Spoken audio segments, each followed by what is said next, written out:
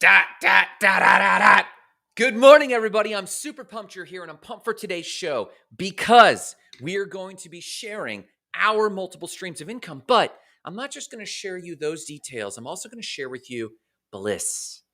Are the multiple streams of income that we have that I'm going to share with you, are they bringing us bliss?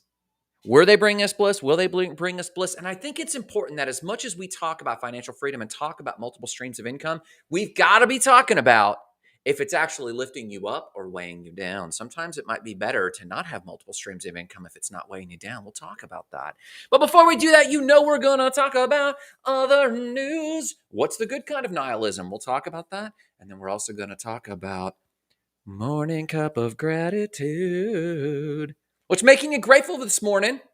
What's pumping you up? I'm telling you, I've got this new routine. I mentioned this yesterday. I've got this new routine of actually sitting and thinking of things that I'm grateful for and meditating on it and expressing gratitude and thanking infinite intelligence or the divine until I feel the feeling of gratitude. I no longer want to make mental assent, a mental nod. Oh, yeah, I believe in gratitude. That's kind of cool. I want to feel it. And you can generate this feeling. And so that's what I've been working on this morning. So what I'm grateful for this morning, I am so grateful my wife is back. She got back yesterday and we just spent time hugging each other and just touching our presence, and it wasn't even that intimate, but it was affectionate. And I just love the fact that she's back from her trip and we went out and had dinner and connected. So I am deeply grateful for that. I'm grateful for my team. I am really grateful that we have such a killer team at Spark Site and State of the Spark in general and Spark Billing Solutions with Adam Welcher. We have such a good team of people doing so much good in the world. And I'm just so grateful that we have open communication. We're getting better and better and better. And I'm grateful that we've been able to do this show now for 200. And today is 218 episodes. So I'm grateful for all of that and more. What are you grateful for this morning? Tap that emotional feeling, access it. Learn to actually feel grateful. And let me know, even if you don't feel that and you're just like, oh man, I wish I felt that, Grant. Even if you don't feel that, I encourage you to pause and just jot down the things you wish you felt grateful for. And that little chink in the armor, that little hole in the dam can open up a whole array of emotions that we are emotionally constipated about. So I deeply encourage that this morning. Let's talk about other news. Before we talk about the good kind of nihilism, and there is a good kind of nihilism, believe it or not, we're going to talk about minimalism, and at least minimalism, metal, aminals. And yes, I said aminals, not animals, because it sounds so much better with the M's. Minimalist, metal, aminals. Yeah, we're talking about that. Here we go. So colorful strips, I'm going to drop this link already because it's such a visually stimulating thing. Here we go. Boom. Colorful strips of metal coil by artist Lee Sang-soo. Ooh, come on now. There we go. There's Brock. Good morning, Brock. Man, I can't believe you're up and killing it already. This guy's up around the clock. You can see in the thumbnail a cat. This is a minimalist metal sculpture animal by artist Lee Sang-soo. And he basically coils metal in abstract ways and then paints it in very brightly colored, stimulating ways. He considers it drawing with the air. He's drawing in the air, and it's supposed to emulate almost it is an abstract, but almost a breath of wind that previously or temporarily takes the shape of an animal. It's a beautiful piece of sculpture. I love it. And some of these can be huge to dwarf houses, and some of them are average size. He makes them out of resin or stainless steel. They're three-dimensional and they're phenomenal. And I really recommend you check this out. If you're feeling down, the brightly colored aspects of these sculptures are so stimulating and fun. They actually look computer generated. And I know that's going to get under Brock's skin. Brock talks a lot about synthetic media and how that's affecting the world. And it's an interesting thing when you see a sculpture that you're like, wait, is that real? Or is that like computer generated? And from the artistic perspective, I don't care about the answer. I think it's actually beautiful regardless, but I believe that these are very actually 3D sculpted with metal, because they have an Instagram account where you can actually go and see them creating these things. So check that out. Good morning, Jessica Ojeda. Jessica jumps in and says, today I'm grateful for the strength and gumption to make big moves for the betterment of my little family. Colorado living is in our near future. Get it. Me and Marissa have been talking. I talked to two friends this weekend. One couple friend is seriously looking at Asheville. Another couple friend is seriously looking at living just for a year in Colorado. And I said to Marissa this morning, you know what? Or yesterday, why don't we just take a year? Why don't we just not make it this big thing where we have to completely change all of the things we do? But why don't we just pick a year in a place like that? So I'm jelly of you. There's so much good land out there still. There's so much hearty, open spirit out there that I wish you the absolute best. Those are big, big moves. And I'm pumped. Can you tell? Like, I'm energized that someone got it and is like, here's my big intentions. I love it, man. Thank you for sharing that, Jessica. Let's talk about how you can own a soccer team. So, yes, we have discovered through my friend Ron, who's on the Discord, and Jessica, sidebar, Jessica, if you're watching, I saw you jump into the Discord, but then I can't tag you in anything. So I think your settings are somewhat, if you're having trouble in the Discord at all, let me know. We're still working out the kinks, and I want to make sure you get access to all the cool stuff. So ping me, direct message me, or whatever it is, and we'll get you sorted over there, okay? So I think I saw you jump in, but whatever. I have another friend on the Discord who said, Grant, I think I finally understand NFTs, and I think I found the NFT for me. And I'm like, what is it? He goes, how would you like to co-own a soccer team with me? And I was like, wait, what? There is currently a project, and I will drop the link here shortly after the show, to get access to a decentralized soccer team. Now, hold on. Don't go looking for it. I want to share the link with you, because if I give you the invite, then I can have a path to get an early listing on how you can get access to this. And let me unpack this a little bit. First off, it's a decentralized soccer team. Most soccer teams are owned by cities that can afford them, or countries, or something to that effect. Well, someone had the brilliant idea of saying, well, hold on there. What if we actually made 10,000 NFTs that correlated to the team, and they were unique art pieces, but if you could show that you were the unique owner of that art piece, you got access to the box, you got invites to games, you got, good morning, Root, I hope you're doing great. Let's co-own a soccer team together, man. I'm wondering if we shouldn't do a going public with your company with NFTs, because it's happening. So this is the first real life, not video game, real life soccer team that will be sourced from a decentralized NFT. Now, I will drop the link on you. Be patient with me. After the show, we've got some things, so I will drop it. Actually, I'll tell you what I'll do. I'll post it in the Discord for those who really want access, or if you DM me, I'll give you access to the link. And the link is access to their Discord. And they're going to basically do this. Imagine you and I sitting on the sidelines and both being co-owners of a soccer team because we own the NFT. And guess what? It's only going for about $600 on the pre-market. So I have access for how you can get access to the post-market. Now, this is pretty interesting. OpenSea is known as the secondary markets. Imagine being able to get real estate before it hits the MLS. That's what me and Marissa are always looking for when it comes to real estate.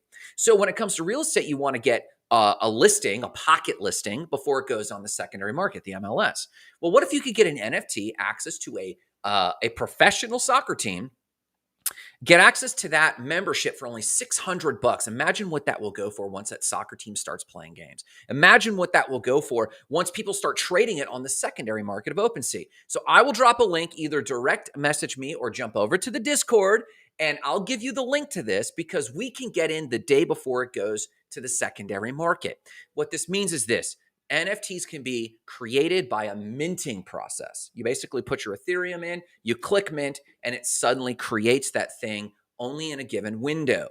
But I have a way for you and I to get into that window before the public market does. So make sure you ping me. We'll check that out. So I love this idea, and this is going to open up a wave of sports teams that release their NFTs. And there's already the NFL, the NBA, that are toying with NFTs, but they want to own their own brand and they want to control it. This soccer team is doing it the other way around. They're releasing their NFTs first, and from that cash reserves and that treasury, that's how they're going to fund and manage the team.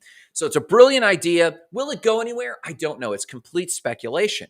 but I'm getting involved because it's the first of its kind. My friend mentioned it, and I thought this would be cool if me and my buddy could be co-owners of a soccer team. How badass is that? So that, my friends, is what it is to be an NFT soccer team. Let's talk about the good kind of nihilism. Mm, mm, mm, mm, mm, mm. So can nihilism be good? And I am here to tell you 100% there is a good form of nihilism. Now, what is nihilism? Nihilism is the sense that nothing matters, that one day I'm going to be gone. One day, none of the things I have done mattered over a long enough timeline. And we're all fighting to matter. We're all fighting for legacy. And I am too. I write my books. I do this show. This show will last long after I'm dead, hopefully. But we're all fighting to matter, both in this life and after our life. And nihilism is the belief or acceptance that nothing much matters after I'm gone. No one will remember that I'm here. And that's kind of heavy for most people. For those people who think about nihilism in this way, this is known as passive nihilism.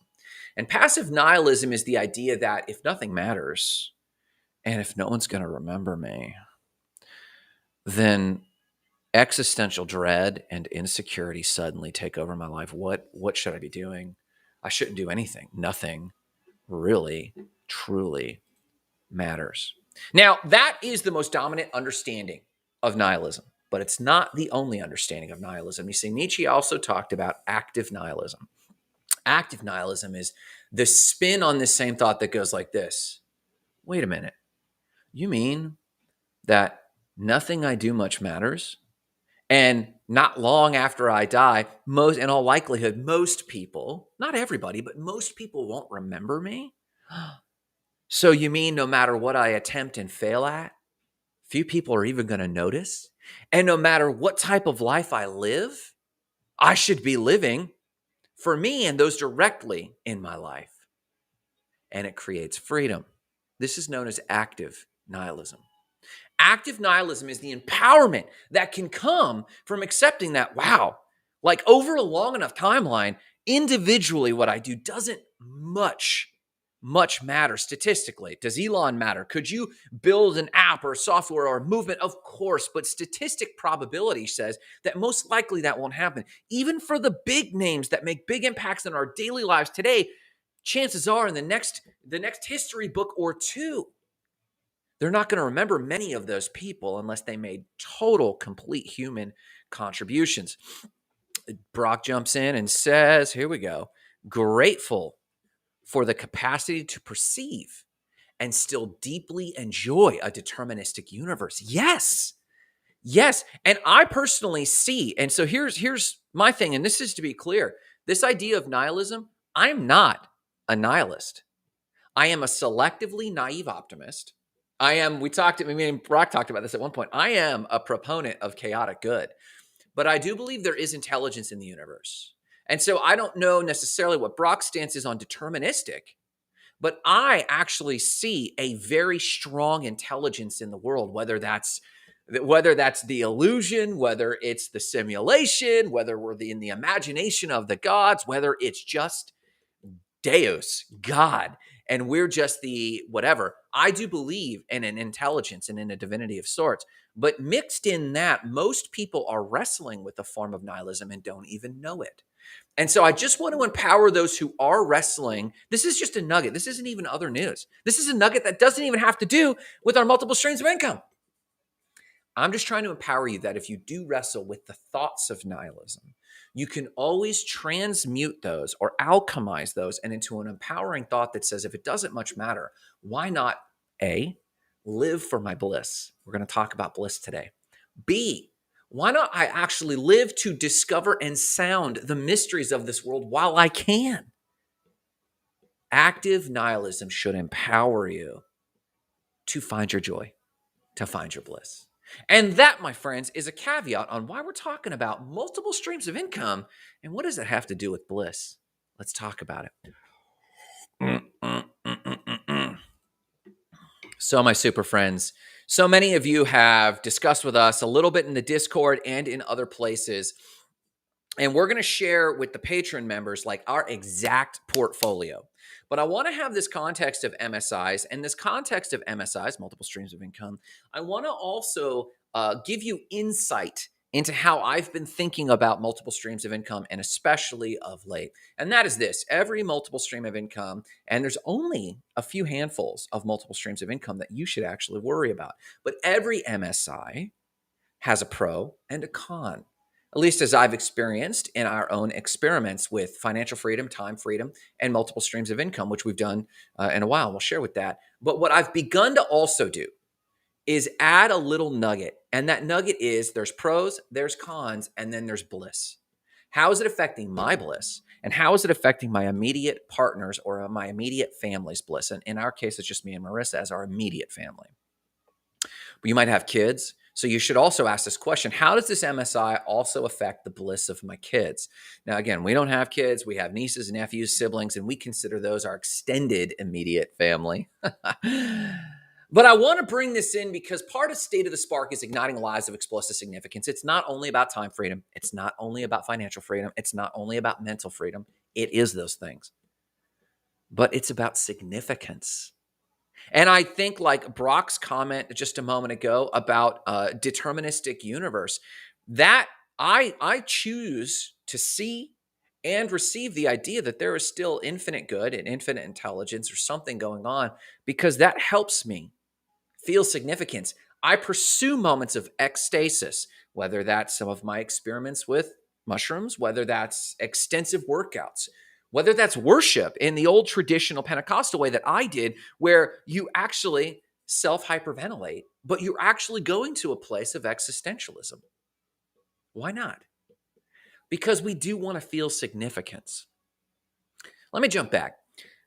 So most of you know that in the year 2012, I think it was 2012, Marissa and I lived in the Dominican Republic. We got married in 2011. We were married for a year here. We saved up for money, and we were chasing our bliss of the missionary field to the Dominican Republic. We encountered a few thoughts and ideas. Ooh, mind viruses, look out. Sometimes thoughts are powerful. Sometimes they're destructive. You got to be careful of thoughts. We came across a series of thoughts, and one of those were, we're the most expensive poor people in our missionary field of influence. We were convicted because one of our core values was sustainability. And so we had done the earthship thing, and we're building homes out of tires, and we were living a minimalist life, and we loved that. But as we surveyed our time in the Dominican Republic, we were convicted, not that good morning, Carrie. I hope you're doing great. Thanks for the like. And yeah, let me share that. If you like this topic, please like or share the show. Of course, that gives us boosts. Of course, that moves the thing forward. We really live on your likes, your shares, and your comments. And really, if you need to talk to someone who's working through, in today's case, multiple streams of income or dealing with nihilism or bliss, please tag them in today's show. Mental health's really important, guys. So, and what we're talking about is this existential moment. Carrie says she shared it as well. You're a baller. Thank you so much. I really appreciate that. That's currency to me, Carrie. I owe you a coffee. Thank you. So we did have an existential crisis. I did, especially in the Dominican Republic, that we were trying to live a sustainable life, but we were the most expensive poor people around. And we were convicted on that. So we moved back to the United States, and we were listless. And we said, what now should we do? Well, we said, sustainability is big in us. We've been living a minimalist life, and we need to continue to try to do that. But if we have big dreams too, dreams just to travel for travel's sake, dreams just to spend time with one another and explore one another and learn about one another. See, I want to write, I want to study, and I want to do that unhinged. I want to do that unhindered by a job. I'll say it boldly. Yes, by responsibilities. I'll say it boldly, because those were some of the best aspects of that self-funded year in the Dominican Republic, is our ability to explore ourselves. So we had this dilemma. What should we do? And we said, well, we're smart people, we're well-read, and we're some of the hardest working people we know. Let's build up multiple streams of income. So we set out on a quest back in 2013 when we returned to the United States to live a life of experimentation. We knew we weren't going to have kids. That's one experiment. We'll talk more about that in the Patreon, in the Discord, and in all the private groups that we've made available to you if you want to talk about our experiments with not having kids, the pros and the cons, and how it affects our bliss. Our experiments with living in Breckenridge for 2 months, we started to experiment with a lot of things, but one of the areas we've really zoned in on is experimenting with multiple streams of income. We need a war chest or a treasury for the nation state of State of the Spark. So I want to now share with you, this is just me sharing our current multiple streams of income, the pros, the cons, and the bliss. And we'll talk a little bit more about this. Now, boom, who's jumping in here?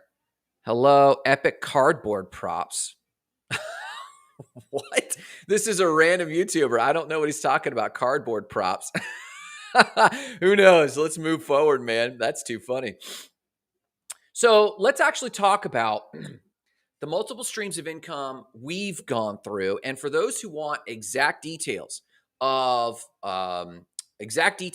what those monetary amounts are, I will only share that with patron members. Those who have really invested to be a part of the community, we'll talk a little bit in a little bit more detail in the Discord with the Discord people. But if you want the exact details, you're going to have to be a patron member, and we'll share our numbers then, because that's kind of an intimate exchange from our patron followers. So let me just talk about the multiple streams of income. Where this term was popularized was with Robert G. Allen's book called Multiple Streams of Income.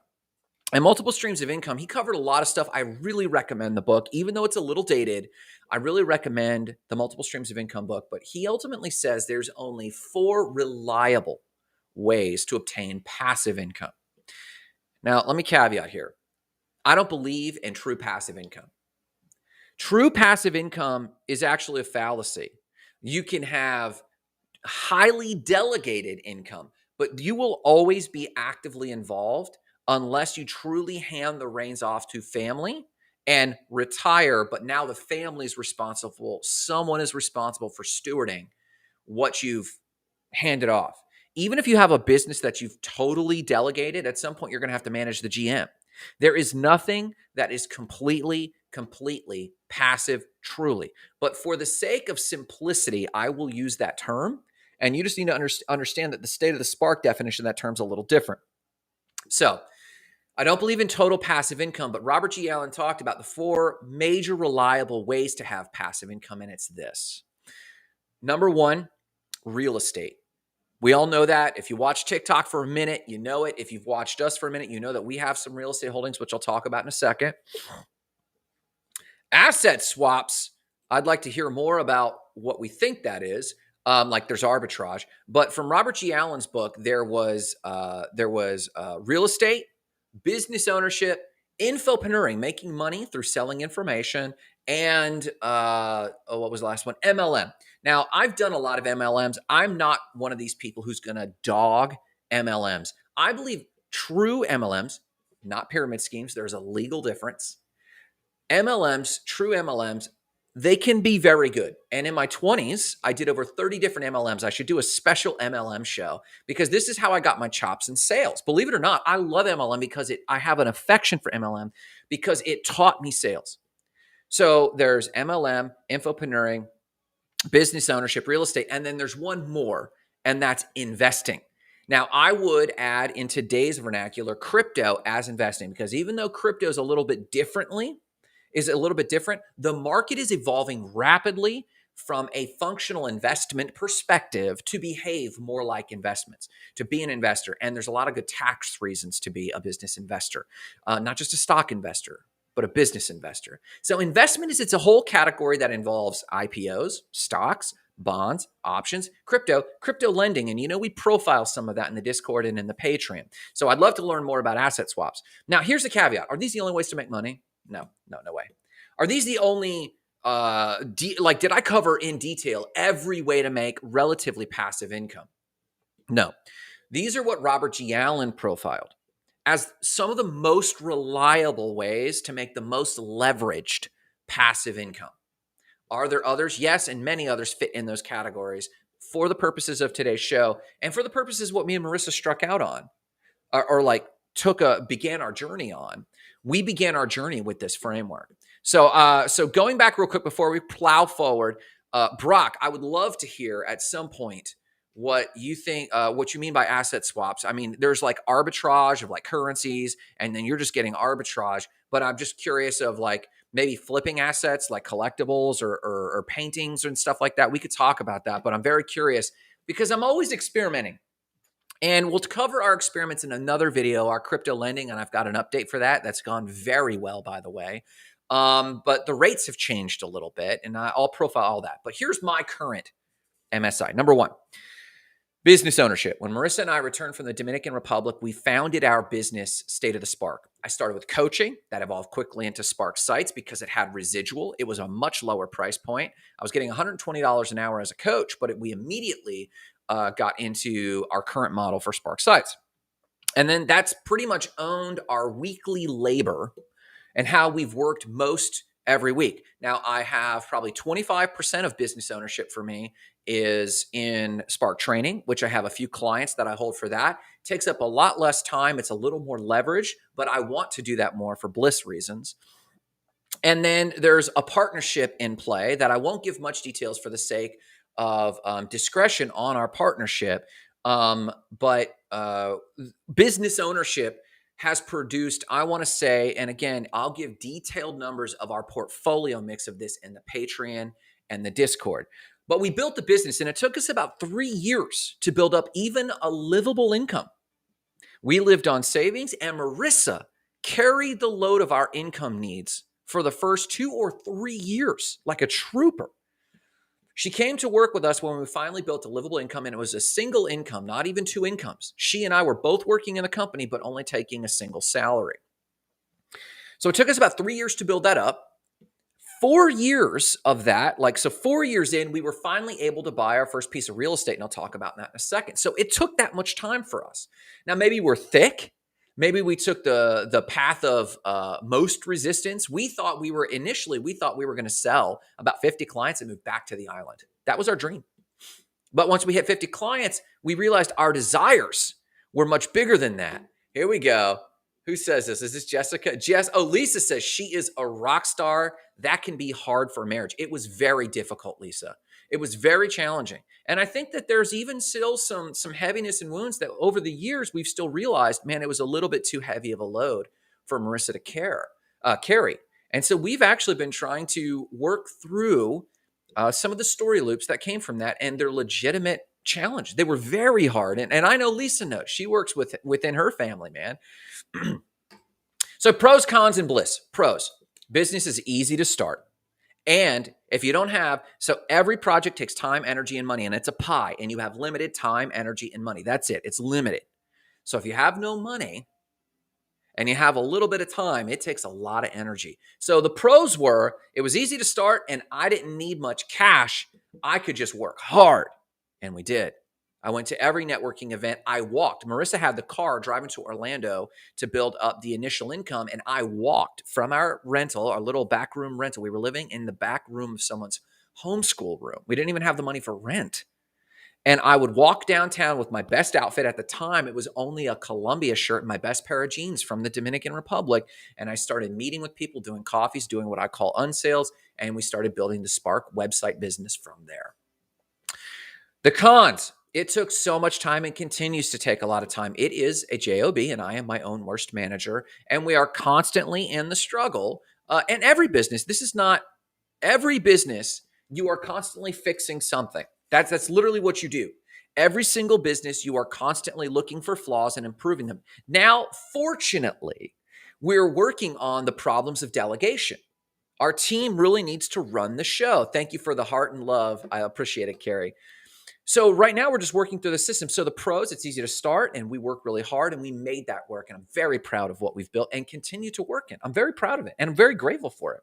The cons, it took up so much time, and it was so grueling. And here's the bliss. So pros, cons, and bliss. Bliss. For me, it's moderate bliss. I love a good challenge, and I can make any encounter with people fulfilling. I'm people oriented. So if I'm selling something, I'm very proud of that thing I'm selling, and I'm ready to go. For Marissa, her bliss meter is very low when it comes to spark sites. And not because of the work and not because of the people. Marissa has it in her nature to not be chained to a desk. She's always been that way.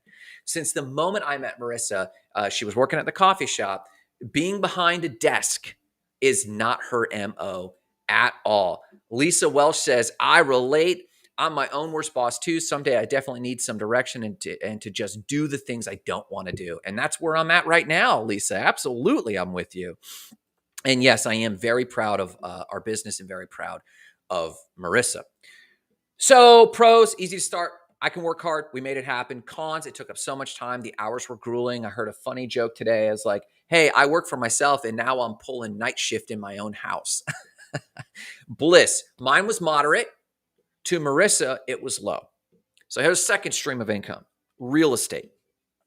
We bought our first piece of real estate 4 years in, and we did Airbnb nearly immediately. And we were one of the first few Airbnbs at this time. And so we were cleaning up. We had one hypothesis on it, and it started doing well. We were a dinky little farmhouse that was like 100 years old. The freedom of the company and the cash we had put away allowed us to buy this property with an FHA loan. We had a full-time renter, which was great. And then we had a second full-time renter, which was great. And then we had a third room, which was doing Airbnb. And we were actually really cleaning up. We were putting some money away. Here are the pros. The pro, all pros in real estate, like the time freedom, the leverage, people need a house, the market, it will always be in demand. People need a place to live, like all that good stuff. And there's so much infrastructure for first time or the Federal Housing Administration, first time home buyers. There's so much support out there at the time. And we just caught the market good. The cons, cash investment and upkeep. We lost our well pump and that was tragic. The power would go out. The home was rink-a-dink. The cash investment is there. Now, the pros are there's always a good support network of handyman and maintenance people, but you got to have cash for that. So the con was cash investment. And the other con was that the Airbnb needed to be flipped nearly constantly. Now, the pro is because of our business freedom, Marissa continuing to come in clutch would make the time when we worked it out of the co-working space, she would come home and flip the room for the next Airbnb person. Or if we worked out of the house, which we didn't like to do, was really dank and dark in there, she would flip the property. So that first piece of real estate though, and the cash we built from that, and then the business, now we've got the real estate and the business humming. That rolled into our next real estate investment, which was this property, which our business now pays for rent for a couple hundred square feet to this. So that income's coming. We've got 2 full-time renters. We were Airbnb 2 of these rooms here, plus that property was being rented. We finally got rid of that property, got a big chunk of equity from that. That chunk of equity afforded our trip to Iceland, rolled into this property and some of the upkeep that we wanted to do with this property, paid down some debt. So we started living equity event to equity event. Now, what's the bliss rating on real estate? For me, initially low to moderate. I hate construction work.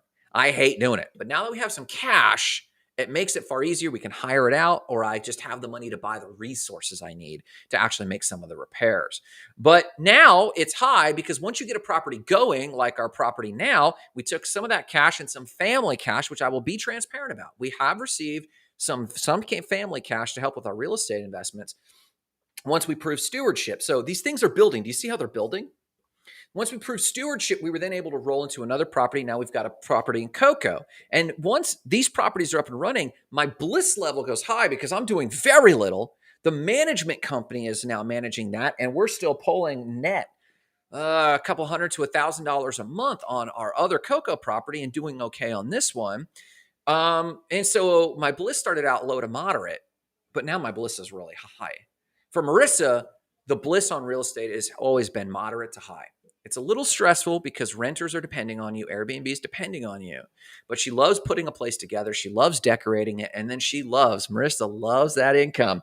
And she loves managing a property and keeping it beautiful. So she doesn't like, keeping up with the people and giving them passwords and answering questions, but she loves the property itself. So for us, the bliss meter is really high on real estate. I've mentioned a partnership, but for the sake of time, I'm going to skip that. That partnership kind of rolls under our business ownership. But I will say this, we have a very low time investment into that business partnership. It does pay out a small amount of passive income, and it's relatively truly passive, but I still should be engaged to keep up with my partner in that business and make sure that they're just emotionally supported and they have what they need. But they have actually far surpassed our own skill, our own relationship building. They have shown such a high skill. So they're much better at business ownership than we are. Me and Marissa are trying to be empire builders, and we want that skill. But this person in particular is a phenomenal business owner. I would say this, though. I won't go into the pros and cons so much. Again, discretion, and I really respect this person. Bliss, I would say, though, is relatively high. Not just for the money, because the money is decent. It doesn't make up a huge portion. I'll share that in the Patreon and the Discord. But I will say this, the bliss is high because I have watched this person so come into their own. Being a partner with them has allowed me to get their original footing. But they created all their momentum. They created all their traction. And watching them come into their own as a professional, as a citizen, as a parent, like it's been so fulfilling to watch. And that's why both with real estate and with this partnership, we want to do more of this because from an income perspective, it is supremely fulfilling. So the last area that we have from our multiple streams of income is investments. Now, investments has three categories. Number one, pure business investment. I have two pure business investments, and I'll circle back on those in a second. Number two, stocks. I'll tell you quickly about stocks. There's not a lot to talk about, but I'll tell you quickly about that. And number three, crypto. And you guys are following a lot of crypto, so I won't belabor that one. Number one, business investment. I'm invested in two pre-market, pre-IPO companies. One of them is Hello Woofy. It's a social media calendar with artificial intelligence, and it's got a huge following. And we were early investors. And our current exchange is once they continue to build and once they go public, we'll have so much original stock. That's kind of what the exchange is. Do we have that yet? Has there been any payout yet? No, no, no. Do we use the tool? Yes, we use the tool. That's been phenomenal. Check out Hello Woofy. I do have a referrer link, but that doesn't matter to me. I want you to check out the tool. It's very cutting edge. And they have a whole other stream of income where they take emoji use and they create market sentiment and open APIs on market sentiment based on emoji use. It's a very novel use of emojis in open APIs. And that's a whole contracted income stream for them. So it's a really interesting business called Hello Woofy. Yes, I'm an investor. There's another company, and right now I'm totally blanking on the name of it. I should have thought of this, and I'll put it in the link as I think of it later. But it is a marketing company that's using AI, and it's basically pulling AI-driven marketing plans. It's surveying big data and creating targeted marketing campaigns. So right now they're going to become available to the layperson, but right now they have mega seven-figure contracts with major companies because the AI, they're not generating the media. Don't worry for those of you worried about synthetic media. They're generating the messaging and using big data AI to craft messaging for certain target demographics, and then they queue that up. Very interesting use of AI. I'm an investor in that company as well. The name is completely escaping me, but I will post it here and in the Discord. So the second one I'll say is stocks. I've been investing in stocks for 20 years. I have made money and lost money. I've lost money on options, but I learned a lot of lessons. And so I've been a long-term holder. I'm a buyer and holder and dollar cost averager. Yes, I try to do the technical marketing, and I've lost more money doing that. I've made way more money being a dollar cost averager by factors. And so much so, I wanted to zoom in on one thing. Last summer, at the peak of the pandemic, when the market was at its lowest and people were scrambling to hoard toilet paper, Marissa and I were not spending money on toilet paper. We put several thousands aside into stocks. We came up with a theory. We came up with parameters. We bought about 20 stocks, and we murdered it. We murdered it. Where did that cash come from? Our real estate. Our real estate came from our business. Our business snowballed to our first piece of real estate. Our first piece of real estate snowballed to family investment and two other pieces of property. Two other pieces of property then snowballed into the cash reserves as well as business ownership because of the way we manage our business with Profit First. Hat tip to Adam Welchel for Profit First.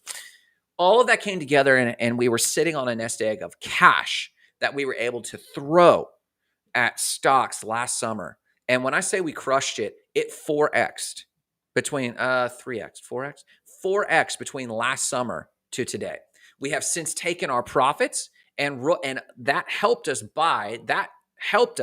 get into our our latest real estate investment, as well as knock down some debt, as well as prepare for the next investment. So remember, buy low, sell high. We bought at the bottom of the market. We sold when we thought it was at a nearly all-time high. And now we're waiting again for the next correction. So pros. The pro of stocks is if you buy low and sell high, you get leverage. Carrie says, fire. Yeah, I like that, man. Here we go. Let me just show you. Boom, fire. Yeah, man. The pros of stocks, if you buy low and sell high and are disciplined, and you can time yourself and control your emotions, and you know what's going on, you can leverage the emotions of others. To me, the biggest factor in stocks are emotions. And there's news cycles. So if you just accept the fact that news drives commodities and stocks more than anything, then just pay attention to the news and realize, oh, the sky is falling. Okay, cool. It's going to tank. So if you're building to that, well, it might be a good time to sell. So you sell high before everyone jumped, and then everyone starts jumping, and then the thing tanks, and then it tanks to the bottom, and buy low, sell high. People start selling the thing they think is depreciating. Well, but if you've done your homework, you trust it has a future, it's a reliable thing. I'm not talking about some penny stock that came out of nowhere. Some deli in New Jersey, look that up, had like $1 billion stock valuation. It was like a single deli. It was like some mafia front. You could get sucked into that. But if you're doing your homework and paying attention and you're buying low and selling high, you can't lose. The cons are you got to watch it. And not a lot of us have that time.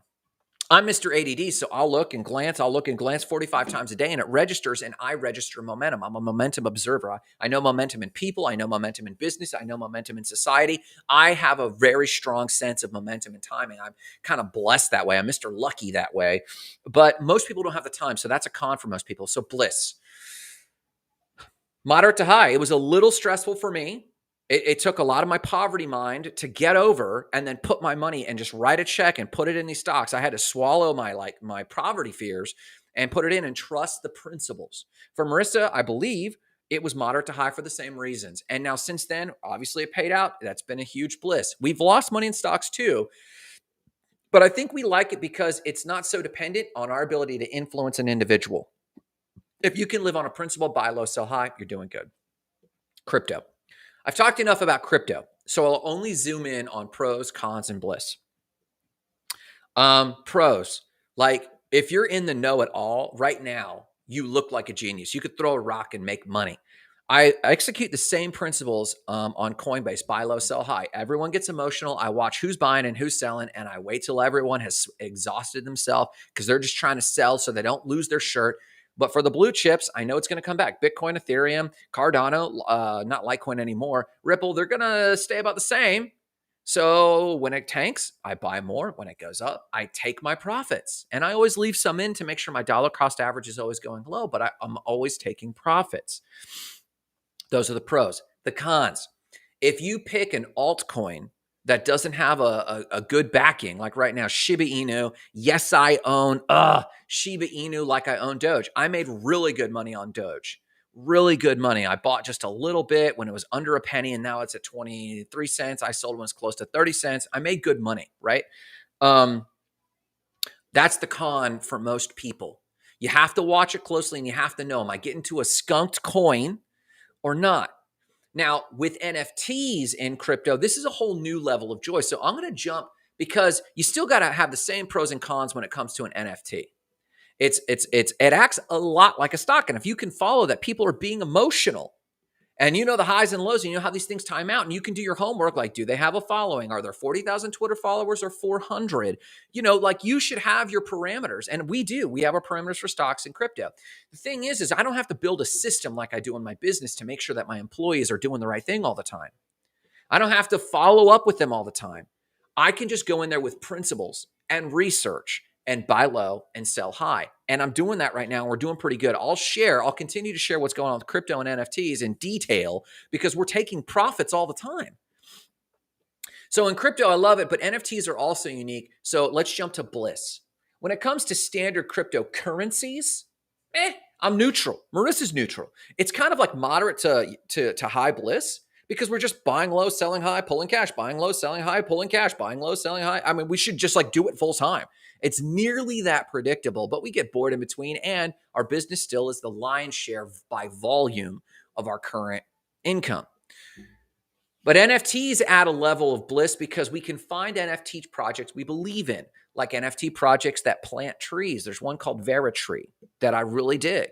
We can find projects like this NFT soccer team we talked about that can be fun and be part of something cutting edge. It's a way, it's decentralized, and we think, well, that's just marketing lingo. No, it means that you can be a part, I can be a part of a soccer team. I can be part of cutting edge technology. I can be a part of these things that I've always wanted to be, but in a decentralized way where I own a fraction of that thing.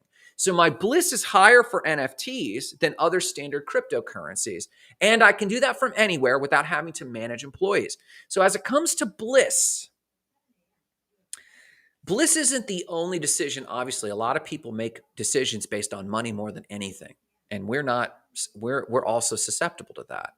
And bliss isn't the only measure. Should we just shut our companies down because they don't have bliss? No, that's not wisdom. We need to mature up. We can find ways to have bliss in the middle of these things. But I will tell you this, bliss is becoming more and more and more important. And it's becoming so important to us that we're starting to tag things as, hey, this is adding to my bliss or not adding to my bliss. This is adding or taking away from my bliss. Okay, I hear that. So for us, we are going to start making decisions more and more as it pertains to bliss, or ways to do things in a way that guides us closer to bliss. And we'll make some more of those decisions soon. But for now, we try to have a balance of pros. It's got to have pros and it's got to have a moderate amount of bliss for us to do. And I want to bring that out to you today for this main reason. I want to end today with this. I've shared you a little insight. We can get into more detail in the Discord and the Patreon, but I just want to ask you this question. What brings you bliss? Chasing money has been interesting. These experiments have been informative to you. We've made money from the experiments themselves, not just from earning, but from people being interested in following the experiments. That's what the Patreon's all about. Me and Marissa will continue to these experiments. Take the risk so you don't have to. But why? How far away are we from minimalism? A little too far away. So we're going to be pruning a lot of our holdings over the coming years to make sure that we're pursuing things more about bliss. So I want to challenge you. And Carrie shares this. Her bliss is people and adventure. I'm with that. I'll tell you right off the top of my head, like Fight Club. Hey, what do you want to do before you die? Paint a house, build a house, do a painting. Let me tell you something. I'll tell you what I want to do. Before I die, I want to spend weeks and weeks writing, weeks and weeks studying, weeks and weeks traveling. I don't like travel for travel's sake. I like travel because I like newness. I like meeting new people who are completely out of my context. Those are things that have intellectual curiosity to me. And those things make my thoughts better and they make my writing better. My bliss is writing and traveling, being in new places, writing. Being in new places, creating new thoughts. Being in new places, going into new stimulations in my brain. Hey, is that just like a hyper-intellectualized Mr. ADD? Yep. That's my bliss. That's my active nihilism, if you will. That's my chaotic good, if you will. I challenge you, don't just follow. I follow MSIs because I want those things to fund. I want my multiple streams of income to fund my bliss. I love chasing opportunities that will allow me to grow. I love this as well. This is Jessica Ojeda. Yes, I love chasing opportunities that allow me to grow.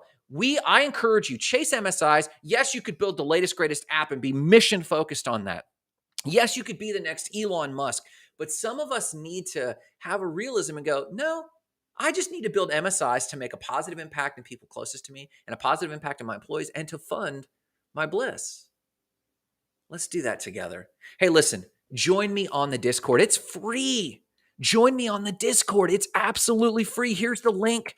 Let's carry on conversations like this. And that's where it's not just a one-way dialogue. It's where you're asking questions and the community is answering about crypto, time freedom, small business, all of our experiments. And then listen, if you like what you heard today, if you like what we're doing with crypto, revealing our numbers, doing the research, showing you how to do real estate, small business, investment, and fulfillment, I really encourage you. It would honor me if you would join me in become one of our patrons. It's only $10 a month. We have a few limited seats right now as we're working out all the kinks. Check it out. It would mean a lot to me. But no matter what you do today, remember the mission: igniting lives of explosive significance, starting with your own. Have a great day.